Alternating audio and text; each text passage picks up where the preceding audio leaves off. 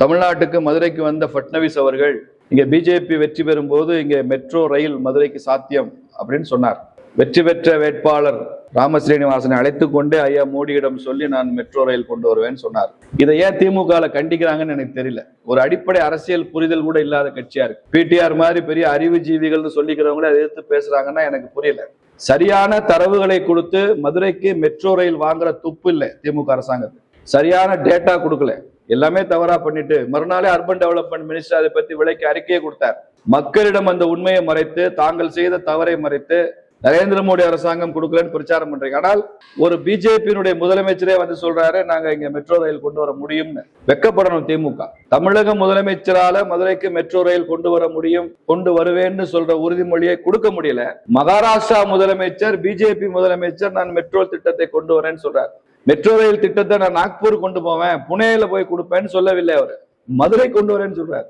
அப்ப தமிழக முதலமைச்சரால் தமிழகத்திற்கு செய்ய முடியாத ஒன்றை மகாராஷ்டிரா முதலமைச்சர் செய்ய முடியும்னா அதை வரவேற்றிருக்கணும் ஸ்டாலின். நீங்க செஞ்சு கொடுங்கன்னு கேட்டிருக்கணும்.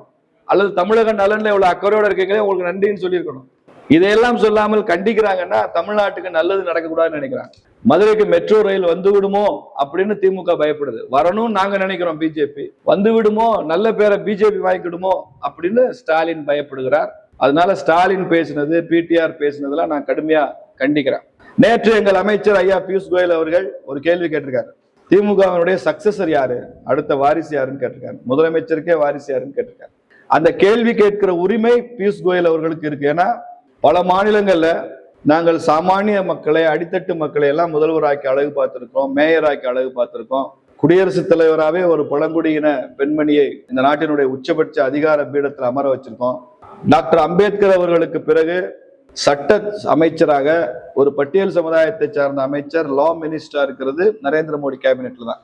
இதுவரைக்கும் இந்தியாவில் இருந்த law ministers after Baba Saheb Ambedkar no one belong to scheduled caste. Only in Narendra Modi's government இப்ப இருக்கிற அர்ஜுன் ராம் மெகாவல் அவர்கள் he belongs to that scheduled caste community. he is holding the post of the law minister. It is the highest reputation. அப்படி இதுவரைக்கும் யாரும் செய்யல. பட்டியல் சமுதாயத்திற்கு ராஜ்யசபாவில் நியமன எம்பி முதல் முறையா கொடுத்தது, இளையராஜா அவர்கள் கொடுத்தது நரேந்திர மோடி அரசாங்கம் தான். உங்களுக்கு தெரியும், இதெல்லாம் நீங்க ஊடகத்துல சொல்லணும். இது வரைக்கும் மத்திய அரசாங்கம் நியமன எம்பி கொடுப்பாங்க, கலைத்துறையில இருக்கிறவங்களுக்கு கொடுப்பாங்க.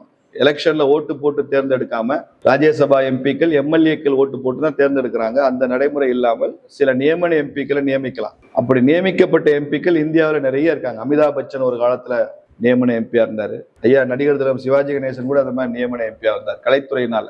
அப்படி நியமிக்கப்பட்ட எம்பிக்கள் மேல நமக்கு ரொம்ப மரியாதை உண்டு. ஆனால் அப்படி கூட இதுவரைக்கும் ஒரு பட்டியல் சமுதாயத்தை சார்ந்தவரை நியமன எம்பியாக இதுவரைக்கும் இந்தியாவை ஆட்சி செய்த எந்த அரசாங்கமும் செய்ததில்லை. இளையராஜா அவர்களுக்கு தான் அந்த பெருமை கிடைத்தது. அதை செய்தவர் நரேந்திர மோடி. அதனாலதான் பியூஷ் கோயல் கேட்கிறாரு, நாளைக்கு இந்த ஆட்சி யாருக்கு கொடுத்துட்டு போறீங்க?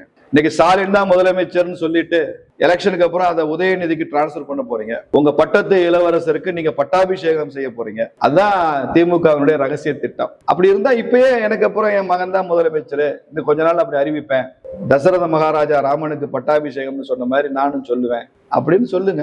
அப்பயாவது ராமர் பேரை சொல்லுங்க. உங்க அந்த செஞ்ச பாவ கலியம்.